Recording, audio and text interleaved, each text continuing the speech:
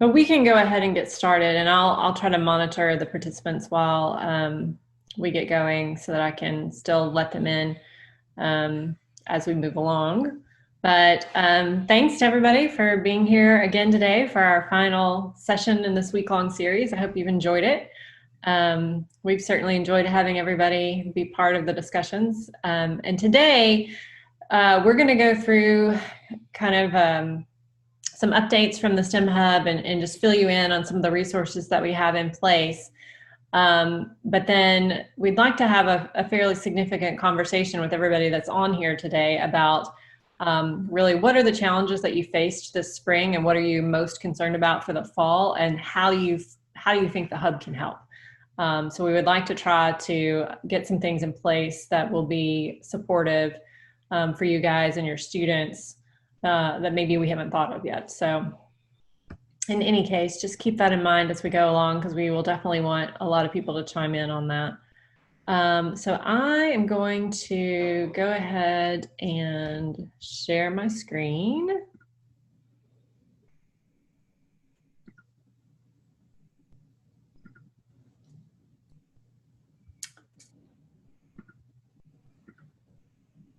Okay. So hopefully everybody can see that. I just realized though that I can't see the participants anymore to let them in if they are here. So let me, okay, oop, in they are. Okay, so let me move that screen over here, hopefully, so that I can monitor that. Okay, so what we're going to talk about this morning is really adapting to change and how we have tried to address that from the STEM Hub, and then what we really are hoping to have in place for the fall to help support STEM education in our communities. So I'm going to talk very briefly about what the impact of COVID-19 has been on our operations from the STEM Hub, and we've really actually had some positive things come out of this, so I'm going to share a little bit about that. Definitely, we have certainly tried to make lemonade. And then with the updates for the other programs, we're going to talk about the lending library. Sharon's going to talk about the Memphis area one. Lisa Riley has joined us, and we'll talk about the Jackson area location at our Lambeth campus. And then we'll talk about the professional development plans that we have in place for the fall, or rest of the summer in the fall. And then I've asked the STEM ambassadors, a couple of them here, that I sort of jokingly, but not really jokingly, totally refer to them as the dream team, because they really are so outstanding. And they are going to share a little bit about some of the successes and challenges we've faced this spring and summer with going to virtual delivery of services, and talk a little bit about things that we have on tap for the fall. So with that, I just want to also remind everybody that we are recording this session, and we will post this to our YouTube channel. Hopefully by tomorrow, we'll have all of them in there. I've got one of the STEM ambassadors working on editing them to clean off all the stuff at the beginning while we're waiting for people to join. So hopefully those will be available by tomorrow. And then the main focus that we will have at the end of the session is really a group discussion about how do we move forward and best support everybody as we start sort of an unprecedented fall semester. So in terms of COVID-19 impacts for the STEM Hub, obviously we had to move everything to virtual format starting in March. And so we have really been focusing on providing virtual tutoring services. We did all STEM subjects in the spring, and then we moved to ACT tutoring this summer, and that has been actually pretty successful. We also did a series of virtual STEM events with some of the schools that we were working with in regular STEM ambassador assignments. Had more success in some cases than in others. One of the things that we really took the opportunity to do was take a look at the resources that we had and think about how we could use some of the time that we had where we weren't quite as busy as we normally were to really make our resources more supportive. And so one of the things that we've started doing is Spanish translation of our STEM hub materials. We have a group of STEM ambassadors who are very fluent in Spanish, who did the bulk of the work. And then we have a professional partner that is in industry that has been reviewing these for us. So we're really excited about that. You can see up at the top an image from our still not quite finished new version of our website, but we are almost there. That was a really big undertaking, but we're very excited about it and think that you guys are going to really like it. It's much easier to navigate than our current website, and the resources we feel are much better organized for you. We've also developed a lot more content on there. So very excited about that and look for that to launch before the fall semester starts. Then we have obviously been doing virtual PD as well. We had obviously this series, but we also offered some sessions in the spring. One in particular was the MATE workshop that focused on the underwater robotics competition that we're hoping to host next spring, since we weren't able to do it this spring. We have also been developing a series of STEM outreach videos. You can see, or activity videos, you can see an image up in the corner here with one of our STEM ambassadors is kind of our YouTube guru. That's Julia Bird. So she has been developing a whole slew of these, and they're fantastic. She's so energetic. And you'll get to hear from her in a little bit. She was not able to join us this morning, but she prepared a video for us so that I'll be able to share that. The only, I guess, real challenge that we've run into, other than obviously having to totally overhaul everything that we did, has been budget. So I am a little bit concerned about the budget that we'll have in place for the fall to provide support, because some of the grants that we typically and foundation sponsorships and things that we've typically received and have used as part of our main operating budget, we don't know if we're going to get them this year because of the economic situation that we are in. So, you know, obviously very understandable, but not quite sure what sort of impact that's going to have on the I guess, magnitude of services that we're able to provide.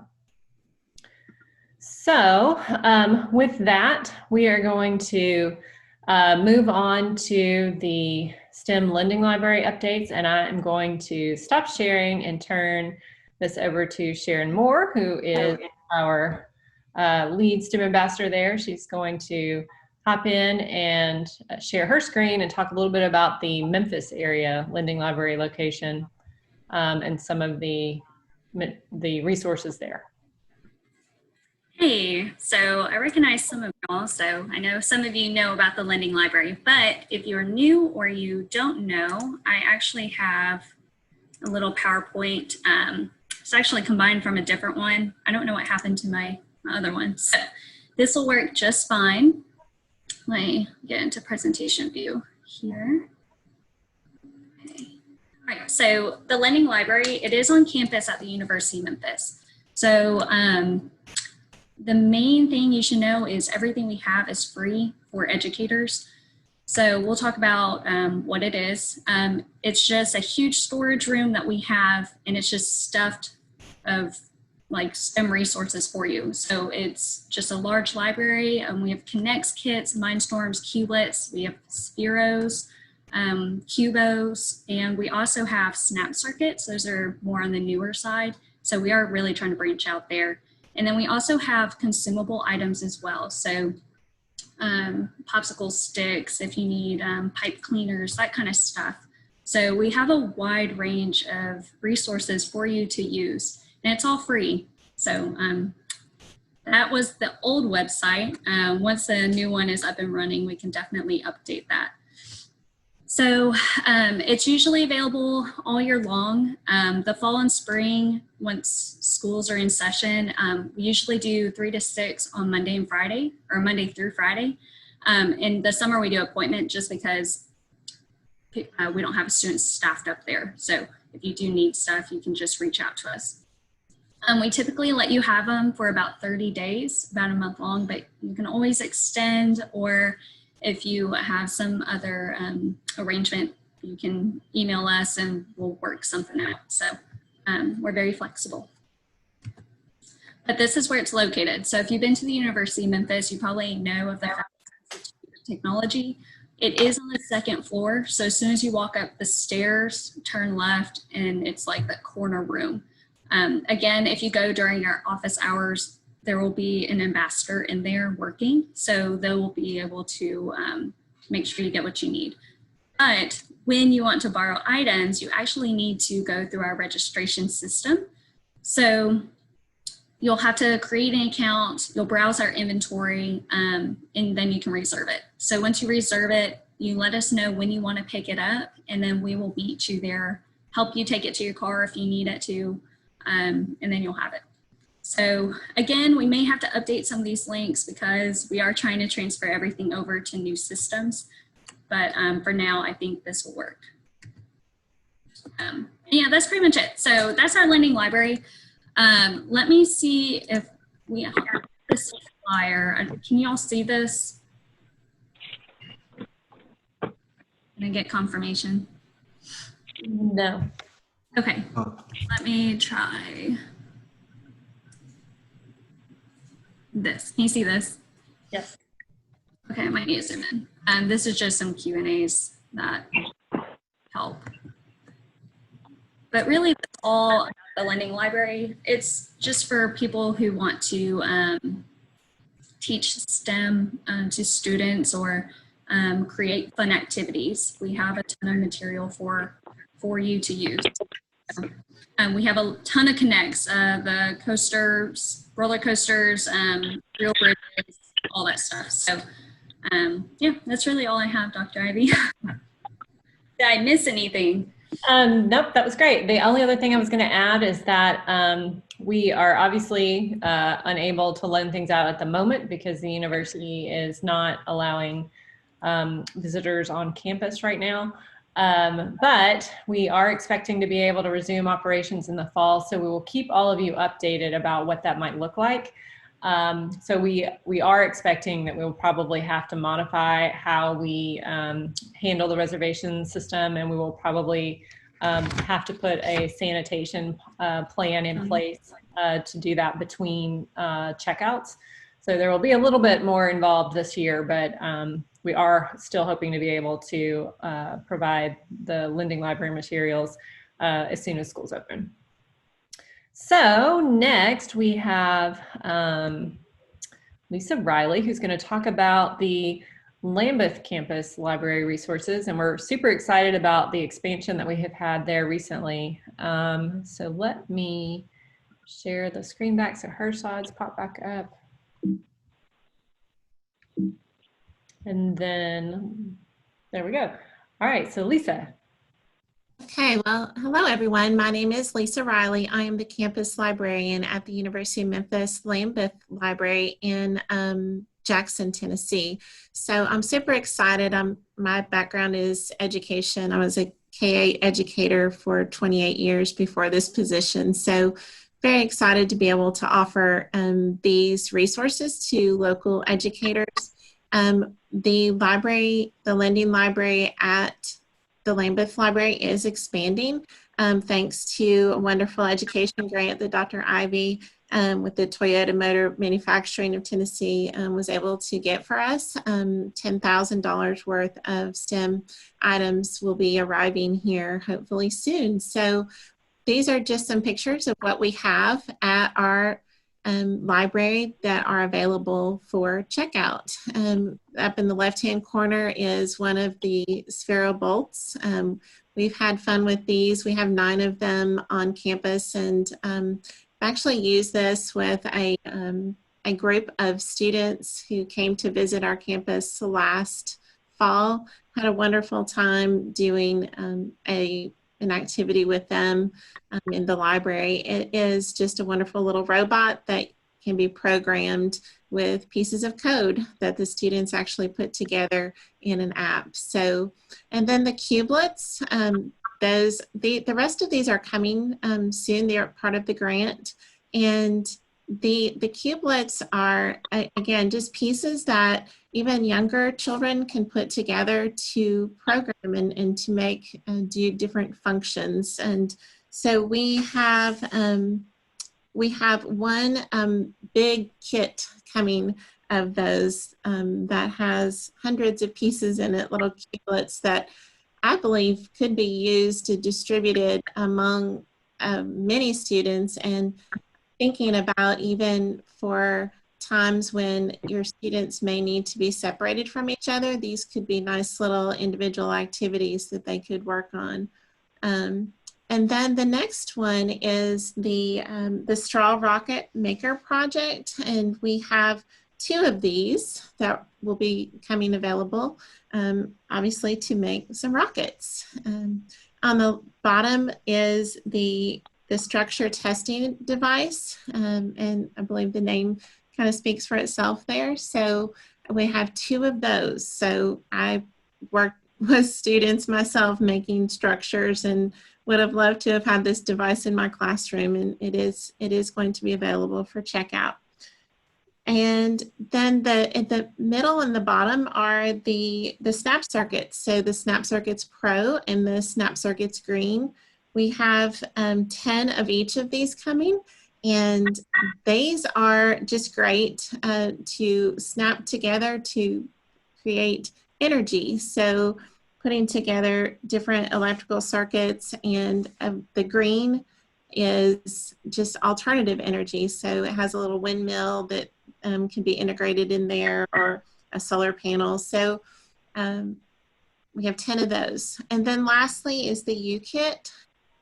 We have one of those. So it's, again, another large kit like the Keylex that could accommodate many students, and it students can create more traditional kind of robots with this. They kind of look more robot-like, I believe. So this is what we have coming, and what we already have at the library. And so how you can check these out, educators can use our library to check out STEM items as well as books from our library. You just come to the library and fill out a community user form, and you can and then indicate that you're an educator, and we will get you set up to check these out. All of these items we have available for 2-week checkouts, but they can be renewed. And currently, Dr. Ahmed, and talk to you, we have curbside pickup available, and I'm fine with offering these through curbside pickup, at any time, if it is something that you're okay with, Dr. Ivy. I didn't talk to you about that. So yeah, it's a very exciting time. I just want to be able to help West Tennessee educators as much as possible to add these STEM activities into your classrooms. And are you going to be sharing my next screen as well, or is that coming later? Okay, great. So to find out more about the Lambeth teacher resources, if you go down at the very bottom, there is our website. It is memphis.edu/libraries/Lambeth Library. And there is a website there that talks about the special privilege card where you can fill out and have access to all of our books and STEM items in the library, as well as our juvenile collection. A lot of people do not realize that the Lambeth Library, the Lambuth University, our history is very big on K-8 education and even high school education, preparing educators as part of the programming there. So we have a lot of books available that can be checked out. even when I was an educator, I used this collection to bring more books back to my classroom. So I borrowed them and then we use them in my classroom, and that's perfectly fine. You can check out a lot of books at one time and use them in your library.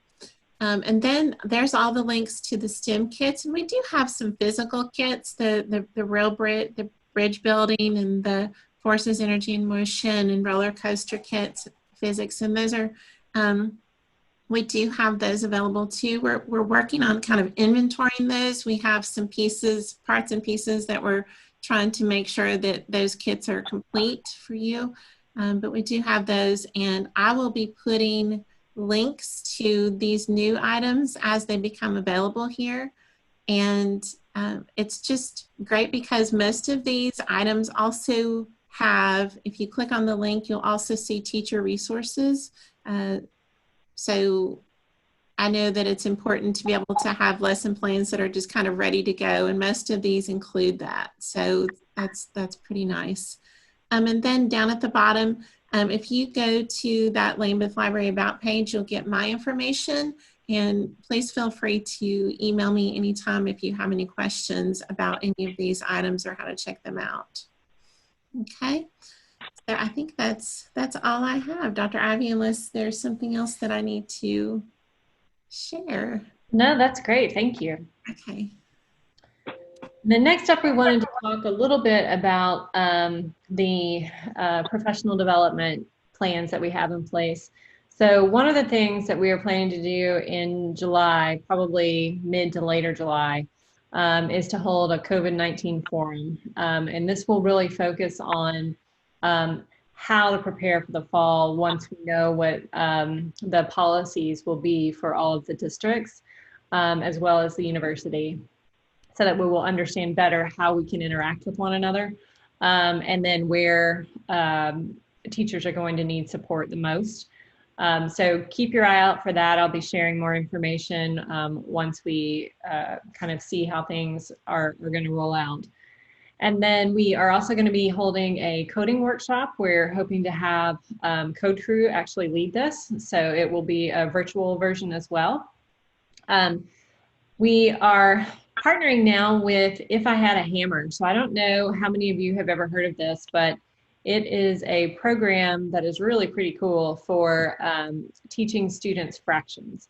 And while it's designed for more elementary and middle grades, it's actually been used very effectively in high school and even in college to help students kind of overcome some misperceptions and develop some skills that are really foundational for moving forward. So we're really excited about that. We have purchased a bunch of sets of the big inches, which are the kits that they use to teach the students, as well as training for all of the STEM ambassadors. So the STEM ambassadors are going to get trained in this in July, and then they will be able to lead these fraction sessions for your students if you are interested. So you would be able to check out the big inch kits from the lending library. Those should be in there by before the semester starts. And then the STEM ambassadors can lead virtual sessions to actually run the activities in your classroom. If I Had a Hammer actually has a full online curriculum as well. It does cost. So it's something that your school might be interested in, but particularly in this environment when we're looking for all sorts of ways to engage students virtually. But for the schools that work with us through the STEM Hub, we will have the ability to actually run the activities in your classrooms using the STEM ambassadors from a virtual platform. And you check out the materials so that you'll actually have them there for the kids to work with. So that I think is going to be really cool. We are still planning to hold mate workshops this summer as well to help gear up for the competition season. And then we will be hosting virtual forums or in person, depending on how things go, in the fall and spring, also to keep the teams that are going to participate in this supported. So we'll have everything from, you know, very specific kind of technical skills like soldering to some of the other aspects of the competition, like how to develop your pitch for the competition. So we'll be providing as much support as possible so that hopefully we have a lot of teams that are able to participate. We had a question earlier that Cheryl had asked about E-Day. So those of you who are familiar with Engineering Day or E-Day that we hold in October, I can pretty well guarantee we won't be able to do it like last year, seeing as how we exceeded the fire capacity for the building and had fire marshals showed up because it was really packed. So we won't be able to do that, and certainly given the environment that we're in now with social distancing, you know, that format obviously will not work. But we had already started planning for a different format to help kind of spread the activities out a bit more and think about how we sequenced students through the buildings. So we were already starting to work on that. And we will be looking at ways that we might be able to, if we can't do something in person, how can we offer several of these competitions in a virtual setting so that kids are still able to get engaged in this. We have quite a few that I think would move online pretty easily, and then the students can just compete in a virtual setting, which would be fun. So we will keep you posted on plans for that as things evolve. And then our after school STEM workshop series that we held all last year, we are going to continue that.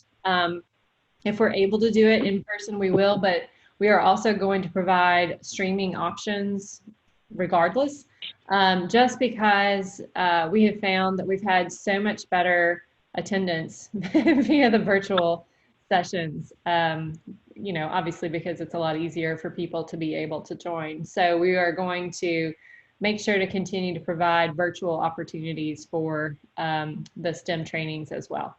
So now Lisa is going to share a little bit about some of the things that she has been doing in Jackson at the Lambeth campus.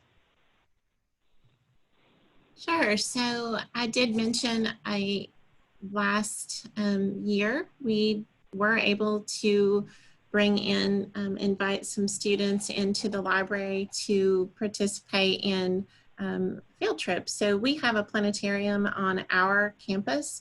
And so once things kind of go back to normal, I do want to make people aware that there are opportunities on our campus to visit the planetarium and even integrate STEM activities provided in the library. So if you're interested in that, I encourage you to check out, again, the website and see what we have there. So other than that, I want to let you know that I am available to provide, if there's a group of you that would be interested in learning more about the Lambeth Library and, you know, our juvenile collection, our STEM resources, not just our STEM books, but our teacher collection that supports teachers. We are going to be putting out some LibGuides soon with links to a lot of our books. Those will be on our website. I had a wonderful student assistant that worked on getting that together for us virtually. And so that'll be coming out soon. And if you're interested in any kind of professional development where I lead a session to demonstrate anything that is at the Jackson Lambeth Library, I am very open and willing and helpful and ready to work on that with you, okay? So.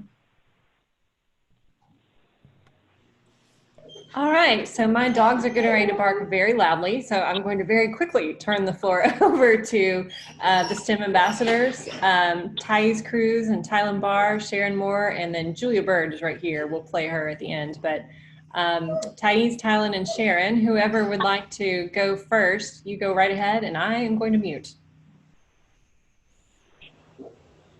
Hello, everyone. My name is Julia Bird, and I am a STEM ambassador.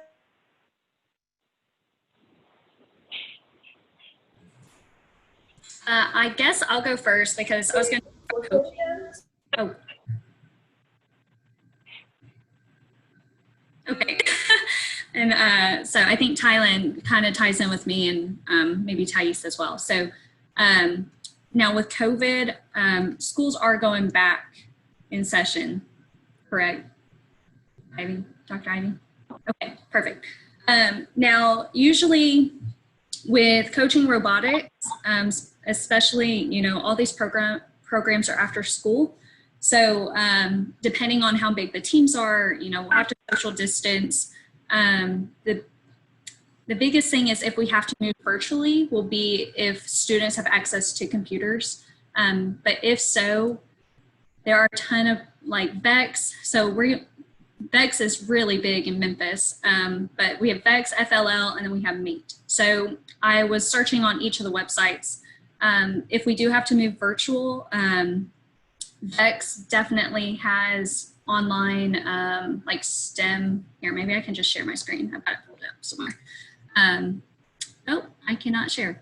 So VEX or all these robotics programs, you know, we're trying to teach students like the design, the construction and operation and computer systems of robots. And the goal is just to increase like student awareness and interest in STEM. So a lot of the coaching we do, we put ambassadors in these schools to help work with the robotics team so they can join all these challenges and events. So if we have to move virtual, a lot of these like VEX and FLL, they actually offer like STEM labs on the websites, and they have virtual lesson plans as well. So a lot of them have kind of shifted with the social distancing and COVID and all that. So virtual coaching and dealing with all these robotic events should be feasible. But it looks like a lot of these competitions are still going, and you just have to practice social distancing. My biggest thing is for a lot of these challenges that we host locally, you know, they're really big events and we have a lot of people. So with COVID and depending if it gets worse or how it ends up going, we may end up having to either host more events and cut back on the number of students we have, or, you know, just everyone wears a mask and take their temperature and keep going. So that's how it usually goes. But yeah, we have a ton of ambassadors. We usually step into the schools and we're hands-on with the kids and help them with their robotics. So is there anything you wanted me to talk more about, Dr. Ivy? Nope, that was good. We're going to have plenty of time for discussion with everybody so they can ask more questions in a minute. Let's see. Thais, you want to go next? Sure. So, hey everybody, I'm Thais. And in the spring, we started doing virtual tutoring for students, and we've been continuing it into the summer. So in the spring, we were doing tutoring for reading, English, Spanish, Algebra 1, 2, calculus. I'm pretty sure we had all kinds of tutoring, and we were doing it via different platforms. So I think that for one point we were using WebEx. So if you're familiar with Zoom, WebEx is a lot like Zoom, but the way we would do it is we would either have, well, first we would ask students what they needed help with. And if they didn't have any specific questions for us, and the ambassadors already had kind of like a lesson plan ready. And so we would teach them about these certain subjects. So there was one session in particular, the same student was always showing up, and she never really had any questions. She hadn't even taken the class yet. It was biology. So what the other ambassador and I did is, over the course of the time that we were tutoring that subject, we just kept going along with the lesson plan that we found, and we taught her a different subject in biology each time. So I think she really liked that. And now in the summer, we've been doing ACT tutoring. So every day we have a different subject. We have reading, English, science, and math. And what we do for the ACT tutoring is we have a practice test, and the students can follow along with us. We time them. We try to make it as engaging and as close to the real ACT, so they get the practice. And recently, we've been using, in some sessions, a new format called Socrative. I don't know if you all are familiar with that. But basically, an ambassador has just been putting the questions into the Socrative, and then she sends a code to the rest of the girls so that the girls can do it that way. So before, everybody would just put the answers in the chat box. And so everybody would see their answers, so it was kind of a game of who's really doing it, who's just copying everybody else's answers. But using the Socrative, you can't see everybody's answers. You put it in as you go, and that way we can keep up with how many people are getting something wrong. It's more engaging that way too. So we're just really working on ways to make ACT tutoring and tutoring in general more engaging for students now and in the fall. But I will say one of the biggest things that we've noticed is how active a student was in tutoring depended on how active the parent or the teacher was with that student. So teachers and parents that were really on top of their kids and pushing them to do the tutoring were always at the sessions. We had the same people at the same sessions each week. But then, of course, the students that maybe teachers or parents didn't know about tutoring or weren't pushing them to do tutoring, they weren't doing the tutoring, especially in the spring, because at that point classes became optional. And so maybe the students felt that since it's optional, why do I have to go to tutoring, right? But again, the students whose parents were really on top of them and pushing them to do ACT tutoring and just in general in the spring, we saw a good turnout with those students.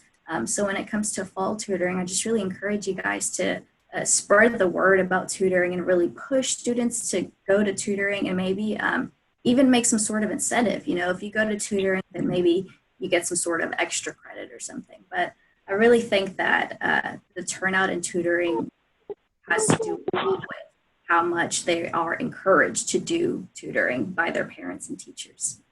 So I think that's all I have to say about tutoring. Dr. Ivy, did I miss anything? Nope, that was great. All right, let's see. Tylen, you're up. All right.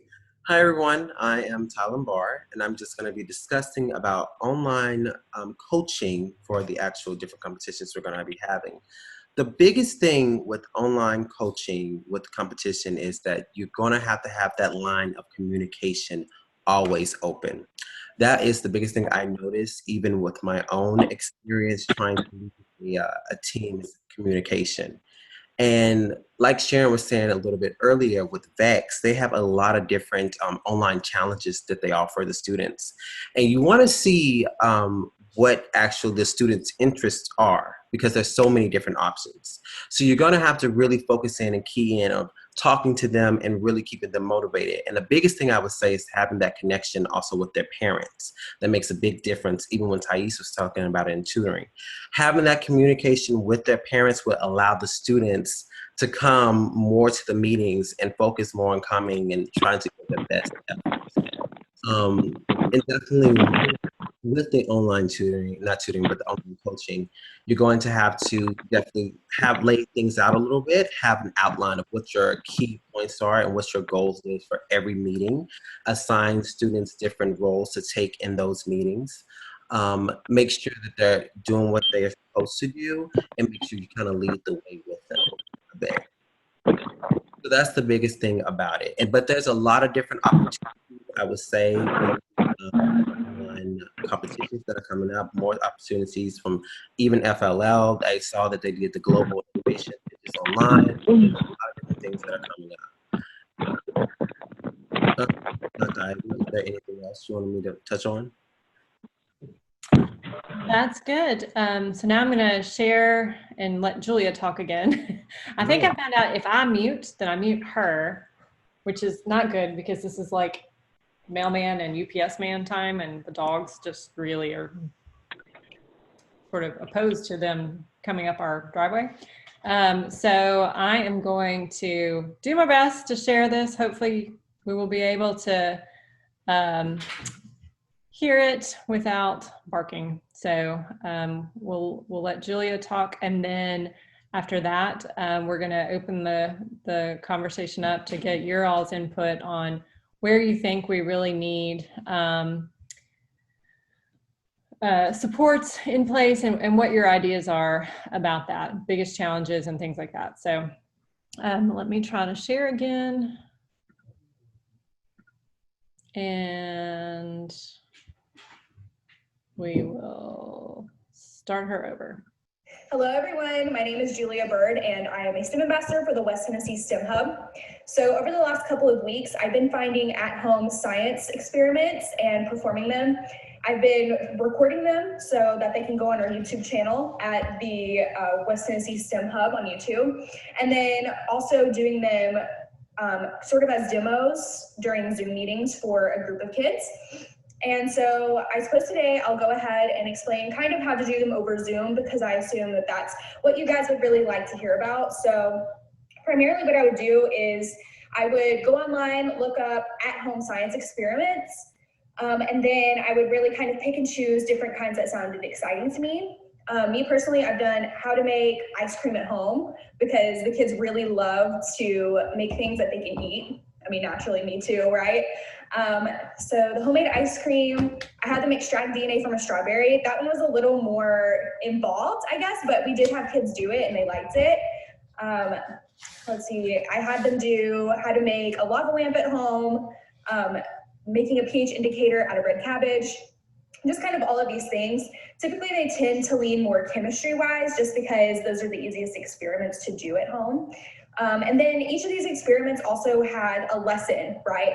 Like with the pH indicator, they learned what acids and bases were, and they could visually see through this experiment, okay, lemon juice is an acid, and things like soaps tend to be more basic, things like that. With the homemade ice cream, they learned about freezing point depression, which was really cool to them. It kind of blew their minds. So it's really fun to see them learn and grow through doing these hands-on activities. So before actually doing them, or sending them out rather, I would do them personally just to make sure that they worked, because sometimes you can find these awesome experiments online and then it's like they don't tell you how much of something to add, or maybe you find out through trial and error, oh, maybe I should have added more salt to my water, things like that. So I would really highly recommend working through the experiment yourself, trial and erroring it, and then adjusting. Sometimes it's even helpful to find the same experiment on 2 different websites. That way you can kind of compare and contrast their lists and really make the best list that you can. But yeah, so after trying it yourself, it's easiest to send the list of ingredients to your kids directly, or maybe to the person supervising the Zoom meetings. That way they can go ahead and have their ingredients to do with you. I personally found that if you sent it probably 5 days prior to the experiment, that really works the best, just because everybody's parents go to the store on a different schedule, and it'd really be a shame to wait until like 2 days before, when maybe the parents could be like, oh, but we just went to the store yesterday, I don't want to go again, things like that. These experiments do tend to be pretty cheap. You know, a lot of them only call for like flour, salt, water, lemon juice, things like that. So yeah, those are really kind of key things. And then just doing them together, it's really, really easy. I mean, again, you just kind of do your research prior, learn about what the lesson behind the experiment is, do it with them, and then they usually seem to be pretty stoked. Another piece of advice for these videos or these Zoom sessions is sometimes these experiments are they either are a little quicker than you expect, or they take a little longer.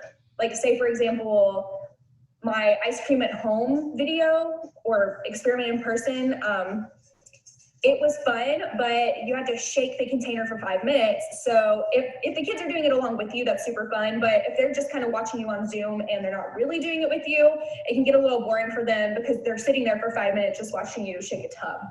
So again, kind of trying these things out beforehand really gives you an idea of, oh, are the kids going to be bored if they're just watching me, or you know, letting the kids know beforehand, like, hey, this is gonna take a minute, really hang in there, that sort of thing. So yeah, that's my best advice on how to do these at home science tutorials. They're very fun. I very highly recommend it. The kids really love them. Yeah. Oh, and if you want to do little lessons beforehand or even afterward, a lot of times there are really good little YouTube videos. Like if you search, like say lava lamp for kids, how to, like sometimes they have a video that explains it, and then, you know, that takes a little bit of the pressure off of you, right? And then they get to see these fun little animations. So it's not really like they feel like you're lecturing at them. You know, they're watching someone who on YouTube made these little cartoons and little bubbles and explosions, things like that, you know. So good luck. I really hope you enjoy making these at-home activities with the kids. Again, it's pretty easy. Just do your research and you'll be just fine. All right. Have a good summer, everyone. Hello, everyone. Whoops. My name is Julia Bird. And all right. So I'm going to just take a minute to make sure everybody's aware of all of our sponsors for the STEM Hub, because we really do appreciate all of these partners. Without them, we certainly could not provide all of the resources that we do. So if you know anybody that is part of any of these organizations, please tell them thank you the next time you see them.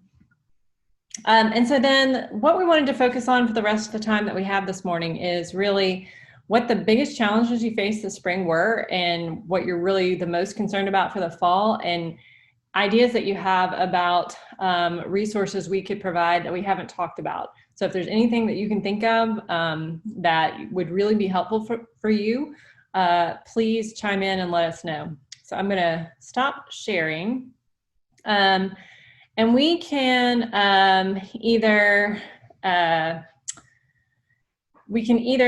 go ahead and have everybody type into the chat if they have ideas or thoughts they want to share, or if you don't want to type it all out, just type your name there and I can call on you and you can just talk, unmute yourself and talk. It would kind of be more fun if we actually talked. So, so if any of you want to say something, please just type your name or just say me, and then I'll call you out, and that way we can kind of facilitate it without everybody talking at the same time.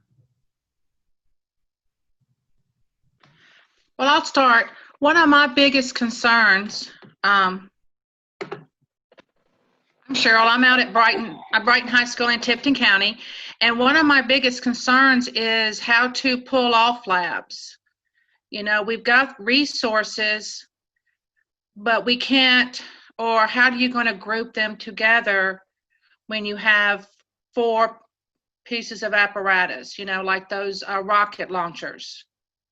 And I just keep going around and around in my head with various things. You know, how is the college level going to do things like that? Some advice to help with that. You know, I think that's a huge challenge, and it's something that we have not figured out yet how to address. We're looking at labs being some of the only things, you know, those kinds of labs that are physical, where we can't easily translate it to a virtual setting. Those things being some of the only kind of in-person interactions that students will have. We're waiting to find out what the guidelines are going to be for how we can do that. Like, how many students can we have working together? You know, as long as they're wearing masks and we're using proper cleaning protocols, we think we're going to be able to let them work in small groups of maybe 4 or something like that. But we don't know yet. So we're still waiting to see too. Has anybody successfully done some kind of virtual versions of these? Have. So I am actually taking a chemistry summer class right now, and you know, when you take chemistry, you're supposed to be in the lab and you're supposed to perform all these experiments. So this is what Dr. Santagata has been doing. So she has either herself or a student go into the lab by themselves, film the experiment, the entire experiment, and what she does is she will give us the lab manual. We have to rewrite it in a notebook and make our own notebook out of just regular paper at this point. And then we follow the videos along the person doing the experiment. And then she sends us a template, like a Word document of things she wants us to do. So in Word, you can do equations. or they have the equation editor. And so she walks us through how to do all of these reactions, and we just follow her template, plug it in, and then we send it back to her. So we're physically having to watch the videos, otherwise you wouldn't know how to answer a lot of the questions. So you're forced to watch these videos and learn what's going on, and then you have to, I don't know, actually do the work as well. So it's different than being in a regular lab. You know, we don't get to actually touch the cylinders and touch all this stuff, and but we do get to see it still, and I think that's important.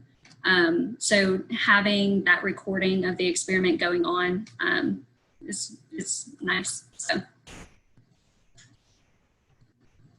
And I know there are some other places that are looking at doing the same sort of thing where the students go in, maybe 1/3 of the class goes in and they record it, and then everyone writes up their lab manuals virtually. There are some virtual science kits out there, but actually no one can obtain them because they weren't expecting every school in the country to try and buy virtual science kits at the same time. And so basically it's like masks and everyone's sold out. Yeah, I think the best options for hands-on things are just the stuff that you can do with things around your house. You know, we had a really cool demo a couple of weeks ago, or no, I guess it was last week, because we're running our Girls Experiencing Engineering program online for the first time in 17 years. And it's actually going really well. We've been able to do quite a bit. So we did as Julia was mentioning in that video, we sent out a list of what they needed in advance. So everybody had it, and then we all did it together. And it was really kind of fun because people could either aim their camera on, you know, what they were doing, or it could still be on them. And then everybody was able to hold up and share. And, you know, we even used some polling for students to be able to, you know, predict what they thought was going to happen and stuff like that. So that was a lot more interactive, and it worked really well.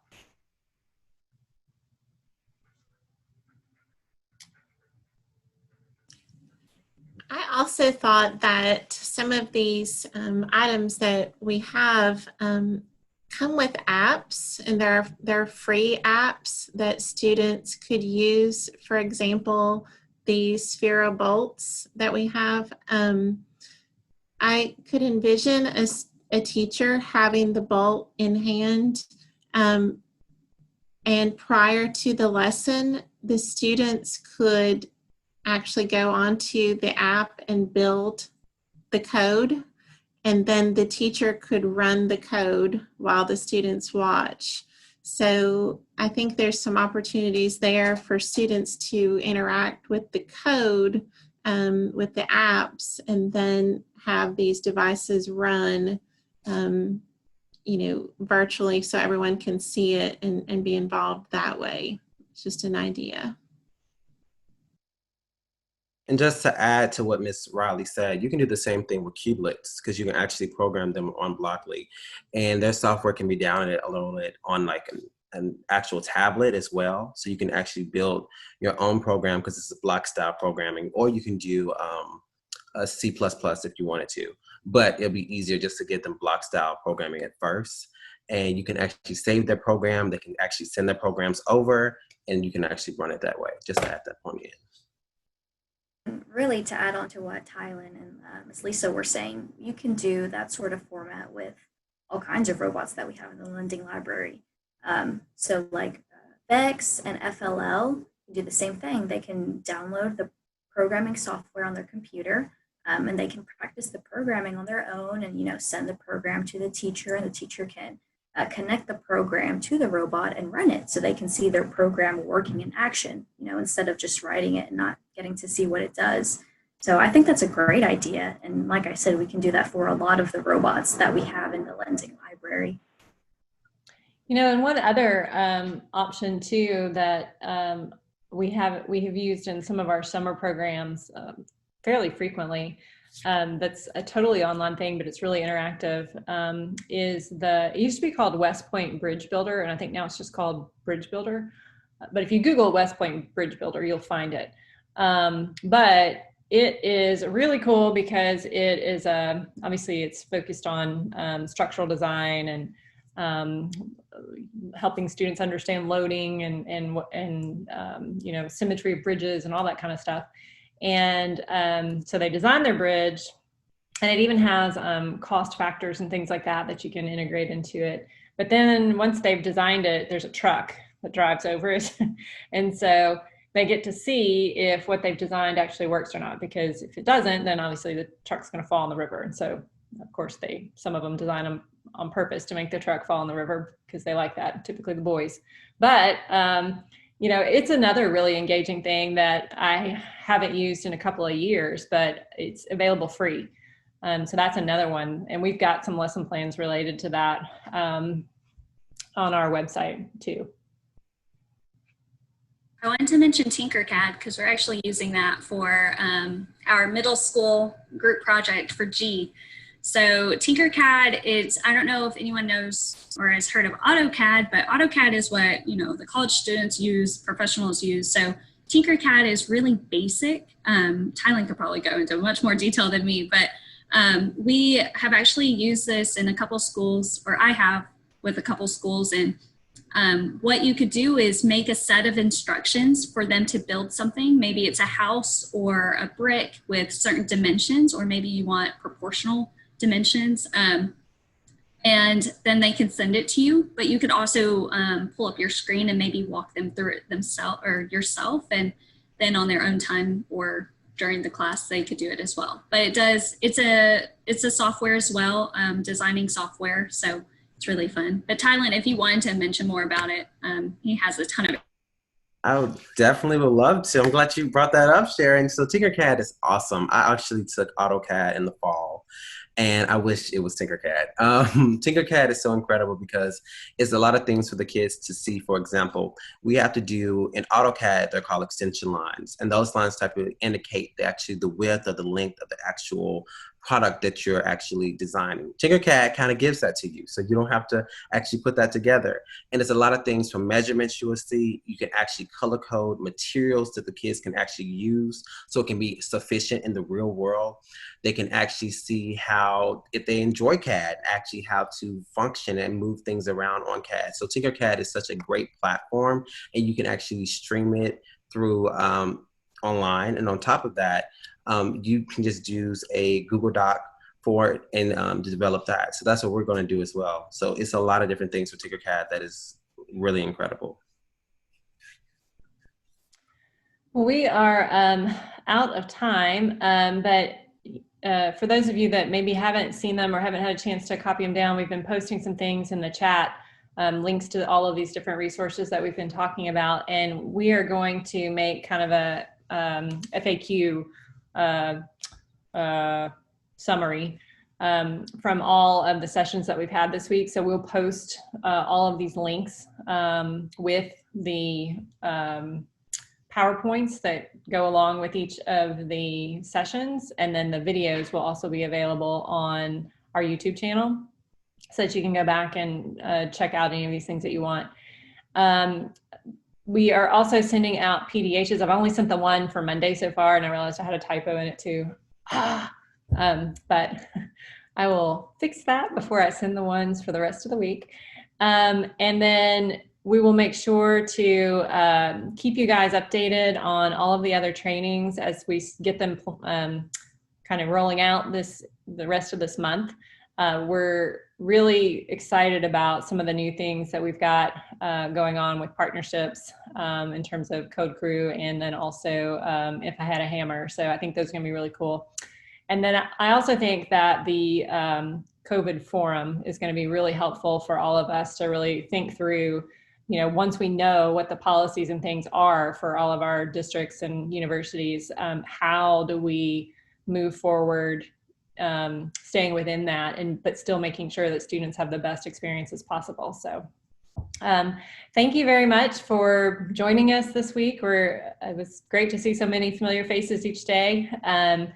And I hope you all have a happy holiday weekend, get a chance to take some time off, and we will be in touch very soon with more updates and information about future trainings. So we will see you guys soon. Thank you, Stephanie, and thank you to the STEM ambassadors. Yes, thank you, STEM ambassadors. Y'all are awesome. Thank you, STEM ambassadors, and thank you, Stephanie, as well. You're very welcome.